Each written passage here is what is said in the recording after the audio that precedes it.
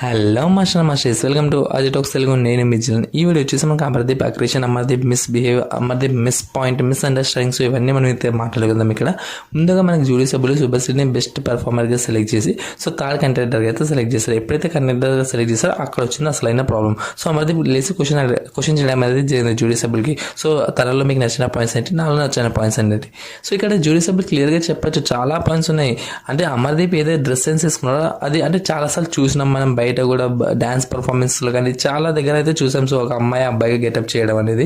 And next వచ్చేసి మనకి ఇక్కడ శుభశ్రీ వచ్చేసి కంప్లీట్గా డిఫరెంట్గా క్రియేటివ్గా హౌస్లో ఉన్న ప్రతి ప్రాపర్టీ యూజ్ చేసుకుని తనైతే డ్రెస్అప్ అయింది. కిచెన్లో, బెడ్రూమ్లో, నెక్స్ట్ హాల్లో ఉన్న ప్రతి ఒక్క ప్రాపర్టీని యూజ్ చేసి తను క్రియేటివ్గా అయితే డ్రెస్అప్ అయింది. సో అది క్లియర్గా జూడీ సభ్యులు ఇక్కడ చెప్పొచ్చు, కానీ అది ఎందుకు చెప్పలేకపోయారని నాకు డౌట్. మేబీ వాళ్ళకి ఆ టైంలో ఆలోచన రాలేదనేది. సో ఇక్కడ డెఫినెట్గా అమర్దీప్ రాంగ్.